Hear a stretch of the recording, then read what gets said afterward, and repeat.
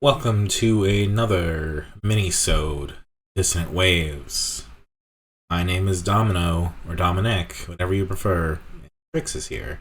Yes, A and little it bit is of just us. a little bit of a last minute switcheroo, which means we decided to watch a movie.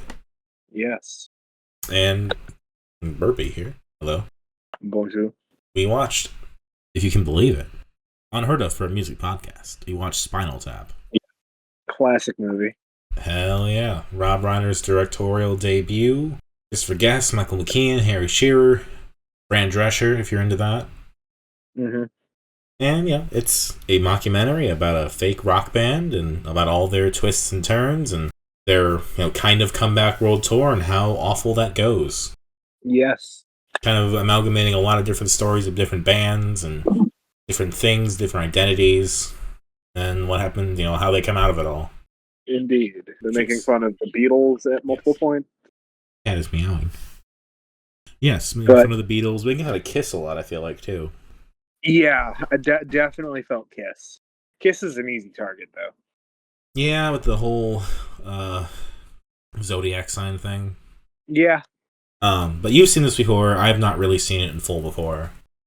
What is your history? Yes, this was one of my father's favorite movies, so I've seen it a bunch. One of my father's favorites, too, so I haven't seen it a bunch. He never really showed me many of the movies that he was really into. Yes. And my father was basic, so... As was mine. Indiana Jones, Star Wars, Spinal Tap. Same. Yep. But, my dad also liked classic sitcoms, so, I knew who Rob Reiner was and stuff when I was a little kid, so... the lineage made sense to me. That's fair. I've seen bits and pieces of this. I've seen clips and GIFs and all that stuff. I obviously know what it is. I know all the jokes. It's memeified to the end of oblivion. Yeah, this is like boomer Gen X memes. Yeah. Going up to 11. Everyone fucking knows that. Yep. Those amps actually did go up to 11, though. Those weren't, actual props. And yeah, they had the plates and everything. It went up to 11. Yeah. Higher than 10. But why not make 10 louder? These go up to 11. It's almost like Abbott and Costello levels of that kind of basic comedy. Yeah, but the thing I really enjoy is just how straight-laced they are about it. Yeah. They say it so convincingly that you're like, yeah, I see what you mean. They do go up to 11. I think that's the fun part of, they're taking it so seriously in, these, moments that, A, you kind of forget that they're fake, and B, yeah. The arguments, sometimes as dumb as they are really convincing. So you're kind of laughing, but you're also kind of you have a point. Indeed. So, there's a bit of morally gray ambiguousness to some of the stuff that happens, and, we can talk about how the story kind of amalgamates, the whole Yoko Ono thing, and, bringing in a woman to split up the band, and, she has some good points, the other people have good points, and all that stuff, too. Yeah. Because, that's one of the major plot points, is that, the lead singer's wife or girlfriend comes by, and she changes everything. And that's, such a classic story of Yoko and all that stuff, and Linda, too. Yes. But, for basic setup, for those that don't know, it is a mockumentary in the sense that they're filming it like a documentary. It is presented as a real thing, real behind the scenes. Rob Reiner's playing a character. There's a film crew. They're just filming these guys going about their day. There's supposed to be dozens of hours of footage out there. And they cut it down to 80 minutes. Pretty short. Yeah, it is. I think, honestly, that's my one gripe, is that it's a little too short for me. I wanted a little I get more. That being said, this fits perfectly into the rock documentary length, because a lot of those rock documentaries are an hour 20 minutes. That's fair too. You want to shoot enough and then get to the meat of what's happening. But I feel like the movie is so good at building up different characters and different stuff that happens that it all just kind of slides down to an ending that's all right, yeah. Yeah. When do you think you first saw this? Probably 2016. Okay, much later than I thought it would be. Yeah. That was the first time I consciously watched it. Sure. There's odds are I've seen it, or half seen it as a kid. That's fair. And yeah, you were saying, it takes on a lot of the kind of ideas from a lot of the rock documentaries of the time. Last Waltz, Song Remains the Same, a bunch of movies that were coming out before and during and after even that chronicle all these different rock and folk and everybody groups, and sometimes they were pretty good, sometimes they were kind of pretentious, and this one kind of just like tries to promote this is what the band is like, man. Yeah. And these characters are actually like insane in some of their moments. Like every time I rewatch this movie, the sandwich scene always like catches me off guard with how insane it is. It's like the bread's too small, but you can fold this. But I had to fold everything. And like it captures that like vapid rock star pretty well. But I can also understand like the inconvenience of like, oh, this is not the bread I want. Yeah, I can too. And I think, the band manager kind of makes it a little more blown out than it should be. But, like, I also get that that's a really, truly insane thing to bitch about. Yeah. Even though they're kind of like, well, it's not that big of a deal. It's not gonna. I'm a professional. It's not gonna ruin the night. Well, I feel like that kind of stems from making fun of like Van Halen's insane service request, because they would always request a bowl of M&Ms with all the brown M&Ms removed. Of course. And the reason they would do that is because they knew if they followed that the stage would be safe. Interesting logic. Okay. But it always gets blown. Well, it's like they paid attention to the details.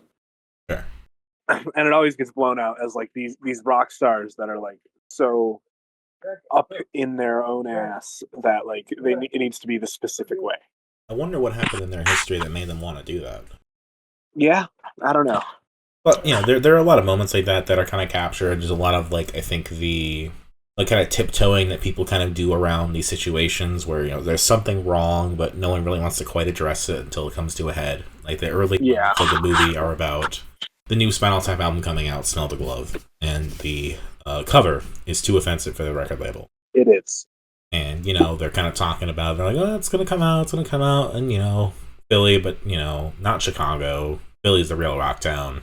And then finally they're just like, yeah, the cover's too offensive. We're going to change it. Mm-hmm. And that's the moment I kind of expected them to be kind of bitchy about, with like, they're going to change the art?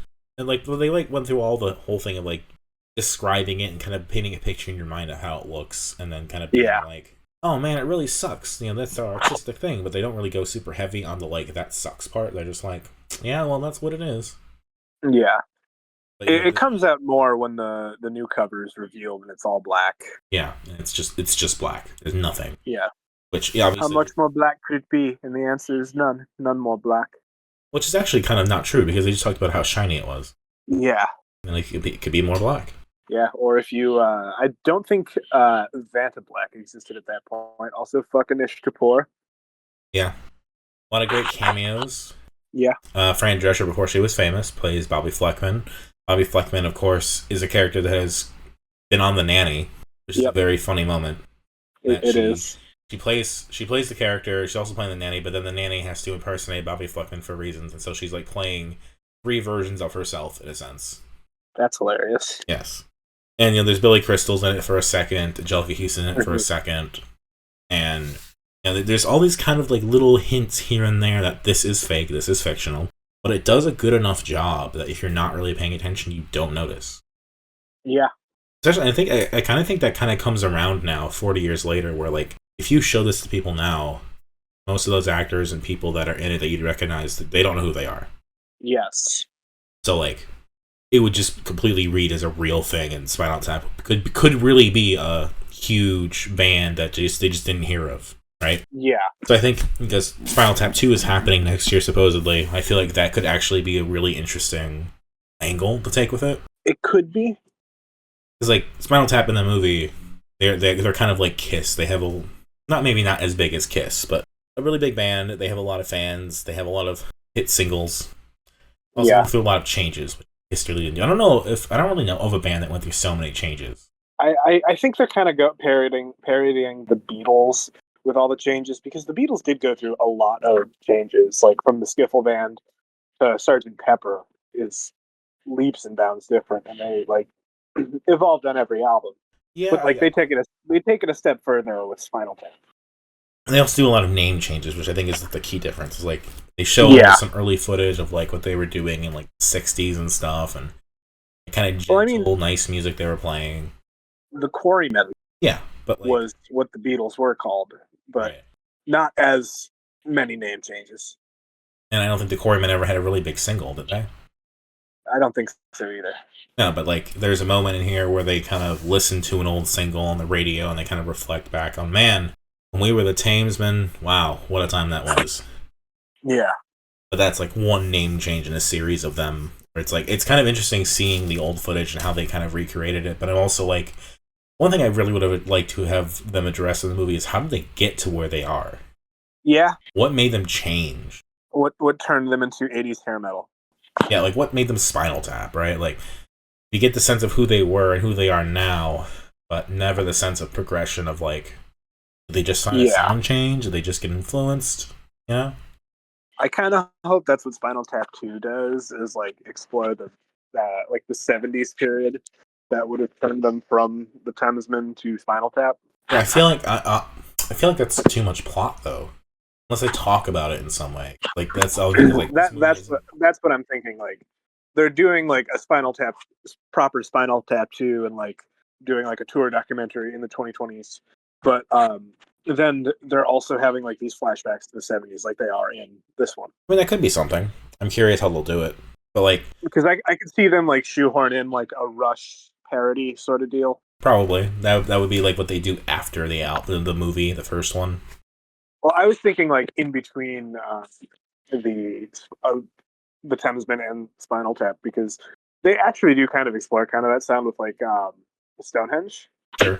Yeah. Then they kind of have those other like jazz odyssey moments and like these like rock trilogies and things that are just kind of dormant beneath the surface. Yes. And the thing too is like for rock and roll people, they're pretty like insane but well spoken, you know? Yes. And they don't really do a ton of like trashing the place. Like they don't. In a sense, they're kind of who you'd want. Yeah. And that's kind of the funny thing of for all the insanity that goes on and like complaining about bread or like having to play an Air Force base where the PA is constantly going off, right? Like it was interfering with his wireless device. They were on the same signal. Right. There's something about it that maybe it's because of how things have changed since the 80s. They just seem kind of normal in a way. Yeah. Maybe it's because they kind of bring us along with them and kind of show us in a cinema verite style, like who they are. So it makes sense to us. Yeah. I will say one of my favorite like details of this movie is if you pay attention, they keep getting booked into shittier and shittier hotels. Oh yeah, the Holiday Inn shot in Chicago. Yeah. Really? And then like after that, they're in like just a motel. Yeah. And they keep getting to like, oh, they're booked at an Air Force base. They're booked at a theme park. They're booked at the bottom of the barrel. Yeah. I remember in my hometown there was a huge festival in the summer and like ZZ Top was playing. And I'm like, I wonder how you get there, especially when you're a name like ZZ Top. Something tells me Billy Gibbons has an addiction to custom guitars and high-end whiskey, and he needs to just continue paying the bills. I suppose. And maybe, you know, Chicagoland festivals are not as down in the dumps as some of the other stuff that we saw. I don't know. I'm trying to be optimistic on that. I've heard rumors of Ribfest. That's about it. Yeah, Ribfest is the one. Yeah. It just got canceled forever. Oh no! that was something I would like. I was like, eventually, I'm going to go to Ribfest just as a bit.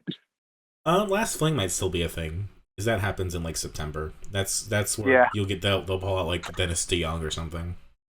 All right, because he lives like 10 minutes from Naperville or whatever. That's actually like probably one of my first concerts as a child was seeing Dennis DeYoung. Mine was Joe Bonamassa. Then I saw Buddy Guy. And then it was Brush.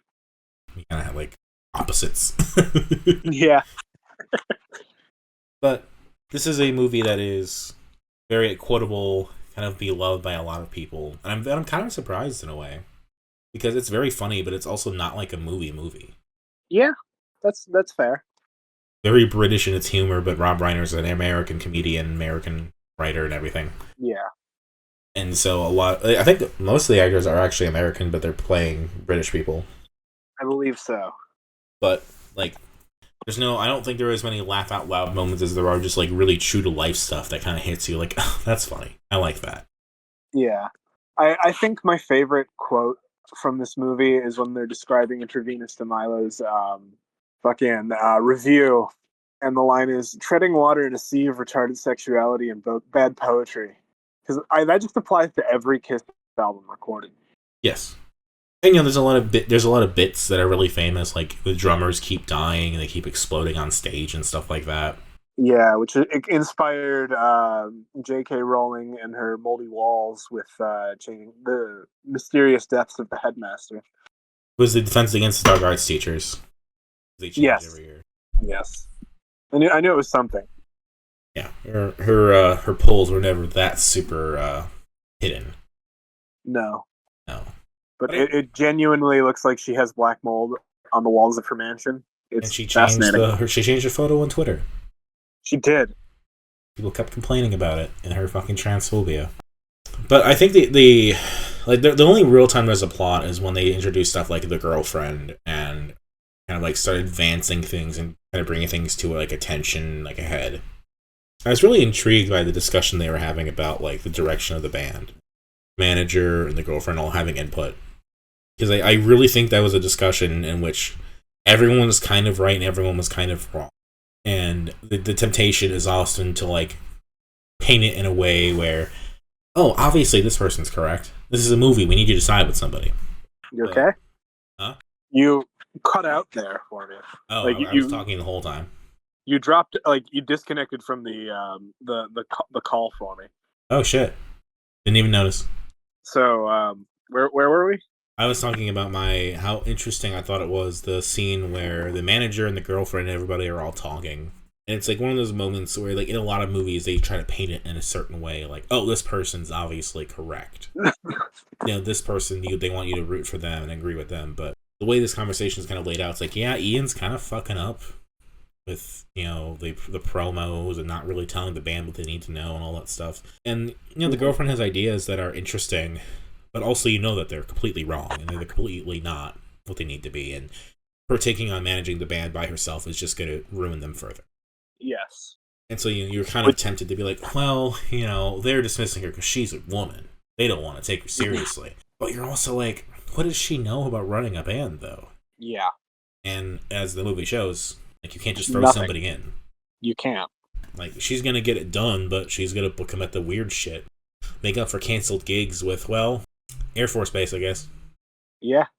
It's an interesting thing where they show different points of view and just kind of are like, we made the point, you can draw the conclusion. Yes. We should talk about the music in this music movie a little bit. Absolutely. It's good. It is. Like, it's the rare thing where the music feels like real rock music. It doesn't feel like it's just made for the movie. Yeah, and it's because a lot of the songs are dumb for, like, in a way to be cool. Like, I don't know how to describe it, but a lot of music from, like, the 70s and 80s was trying to be cool in such a way that it ended up being kind of dumb and dorky. I mean, yeah, when you're trying to invoke Stonehenge and, like, tell the story of the ancient druids and all this stuff. Like, what are you fucking on about? But, their stage show is supposed to be pretty good, and some of the music's pretty interesting, so it kind of works. Yeah. But it's also like, this is just stupid enough that it fits. I feel like, I don't know, I feel like something like Scott Pilgrim, like Sex Bomb, they're fun, but I would never confuse them for a real artist. Yeah. I kind of wish they would do more, but what can you do with it's already written, basically.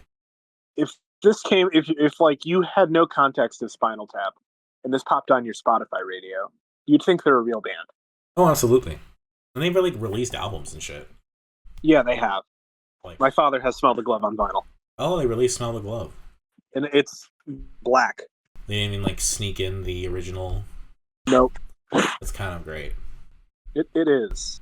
I'm looking on the Wikipedia page. They have sections for like members and like former members and stuff like that. Mm-hmm. And they have the sections that are just actual and fictional and deceased.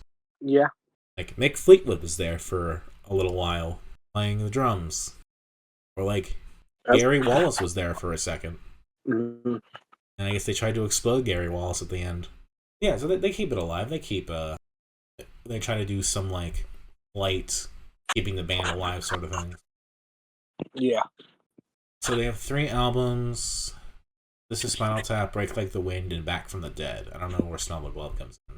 It was, this is Spinal Tap. I got it mixed up.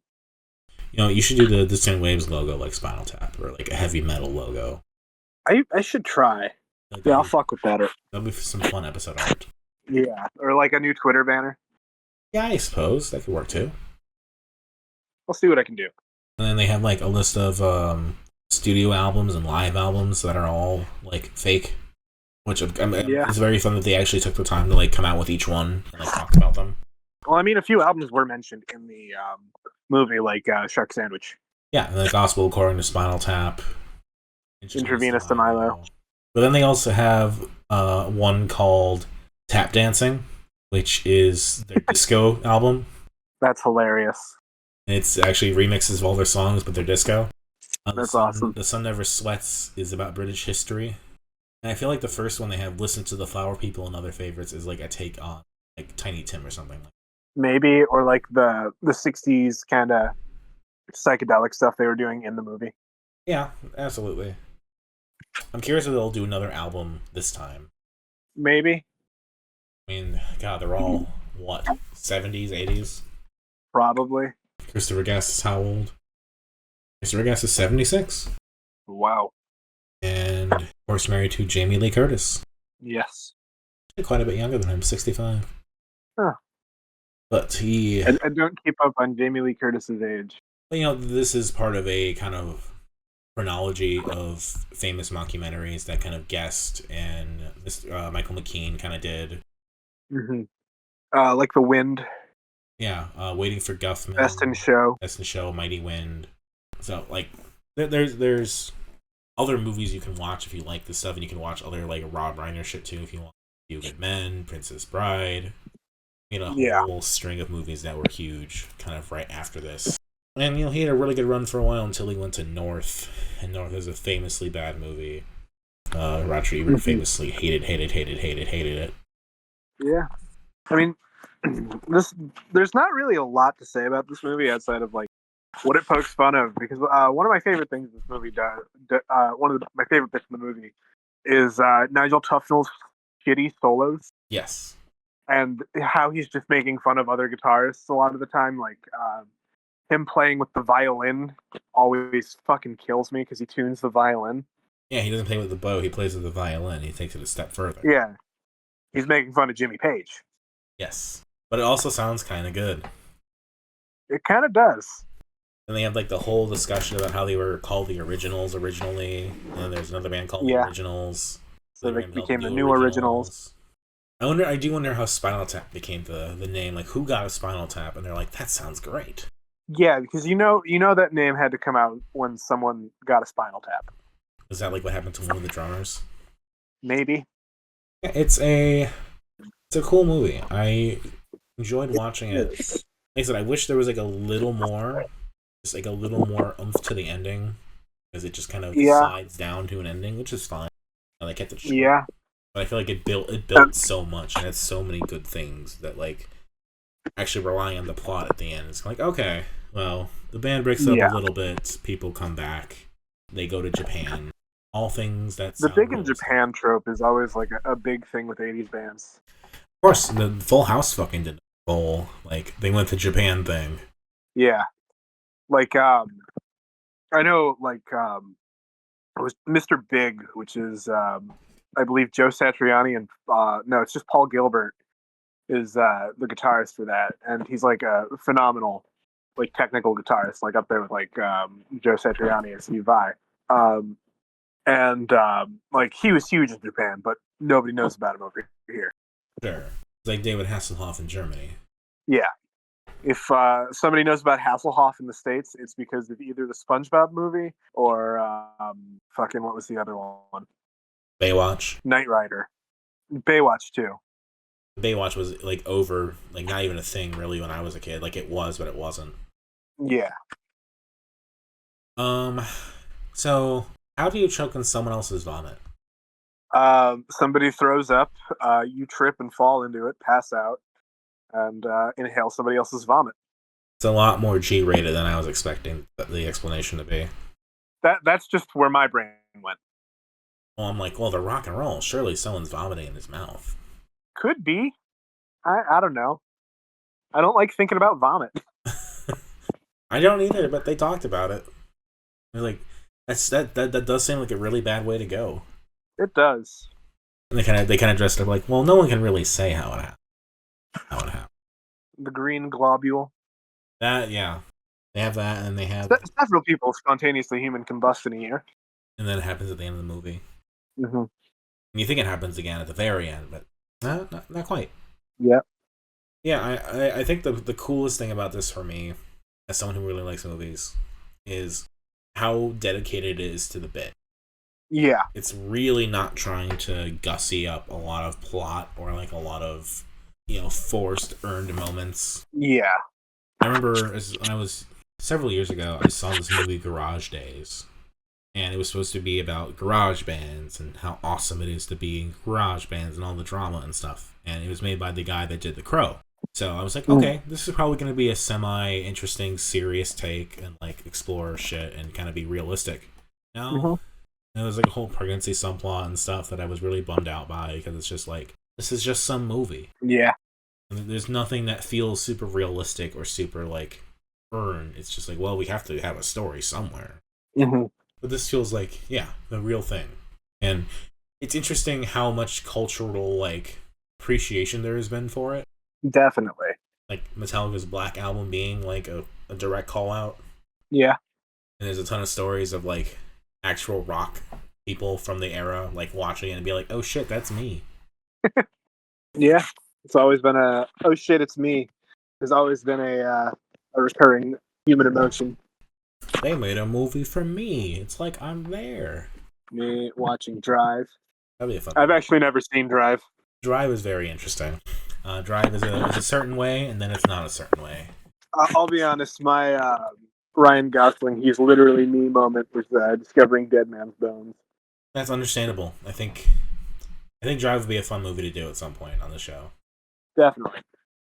We'll do that as our next emergency minisode. We'll watch Drive. Hell yeah. I think I have that DVD. I'll acquire a copy. Yeah, I haven't seen that in forever. I've never seen it. Maybe we'll do a double feature with Drive Angry, the Nicolas Cage movie. I love me some Nick Cage. He's somehow a thespian that made it as an actor. He's just having fun. He's just doing what he does. I think that's laudable. I think that's really cool. Sometimes it gets him a lot of accolades, and sometimes it doesn't. Sometimes he's just got to pay the bills. Yeah, when he was in like super debt from his mansion, that's when he was doing like 4 movies a year. He's just treating it as a job. It's totally valid if you have to do it, and that's the way you can make money. Then do it. Yeah, I respect it. Then he turned it around. Yeah, and then you date a 20-year-old. At least she's 20? ? Yeah, I think they started dating when she was like 19 though. I don't want to start rumors, but I feel like I remember reading that. I don't know. Googling this now to not slander. He's had the same wife as Michael Jackson. Yeah, he's a Coppola. Yeah, he is a Coppola, that's for sure. Anything else you super want to say about Spinal Tap? Spinal Tap rocks. Spinal Tap is cool. She was born in 95. I was slandering. I that's why I had to Google. That's totally fine. Looks like he might be starring in a Spider-Man movie. He was in a Spider-Man movie. He was in the Spider-Verse. But I'm reading that saying that they're going to extend it out into like a whole Spider-Man noir movie. Yeah, which would actually be pretty cool. He had a really cool character in Spider-Verse. Yeah, anything that gives him a job and explores these characters in different ways beyond just the MCU is what I'm here for. Yeah, but we're not here to talk on the MCU. Oh, I can do that any day. That's our next podcast. Like, we're just gonna immediately cut this one and start recording our We Hate the MCU podcast. Well, before we get on to that, though, is this it? I believe so. All right. Spinal Tap is like one of those movies where I feel like everybody has at least some knowledge of it, So what is there really to say other than, yeah, it's a good movie, you should go watch it. You're right, but Like, I it's also actually feel really like good. it's not the level of Indiana Jones or Star Wars, though.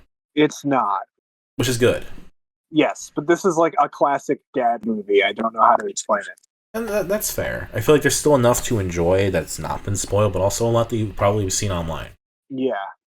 I should, like, write a list of dad movies and post it to Twitter. Like, Steven Seagal shit. Anything with George Carlin in it. Yeah. Even Thomas the Tank Engine. Well, yeah, that's what they're going to watch with you when you're a child. Yeah. That being said, I did absorb more of the lore of Thomas the Tank Engine when I was 22 than when I was, like, 2 to 5. Just really like trains, I'm guessing. I do, but I found, like, this weird YouTube channel that has, like, a bunch of, like, the hidden histories of the Isle of Sodor. And, like, it went into, like, the extreme details of, like, how the different railways were set up. And, like, my train brain just went, like, yes, this is fantastic. Give me more. And so I just absorbed all the lore. Hell yeah. Well, this has been Dissonant Waves. I've been Dominic. Catch me online at DACICHOCKI on Twitter. I'm a Chikogi on YouTube if you must. I'm also in the Games My Mom Found podcast.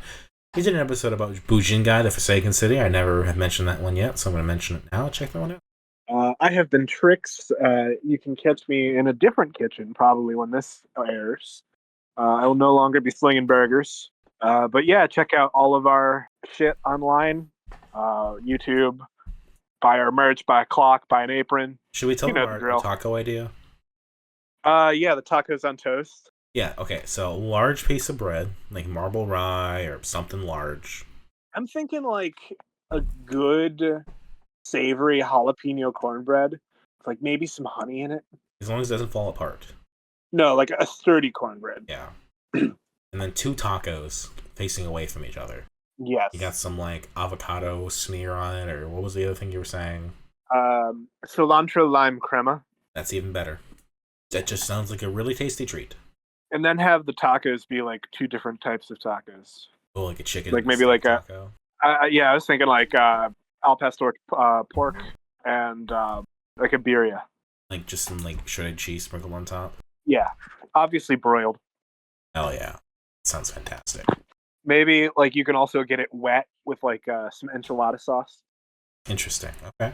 Like, are you familiar with the concept of a wet burrito? Not super. It is a burrito that is drenched with a bunch of enchilada sauce on top and shredded cheese and then baked. Sounds interesting. It's pretty good. I have to try it for myself. I don't know how I feel about it yet. I mean, it's basically just a big enchilada with rice. It's good. Fair. Well, with that, I'm going to call it a day here. Thank you for listening to Dissonant Waves. Watch Spinal Tap.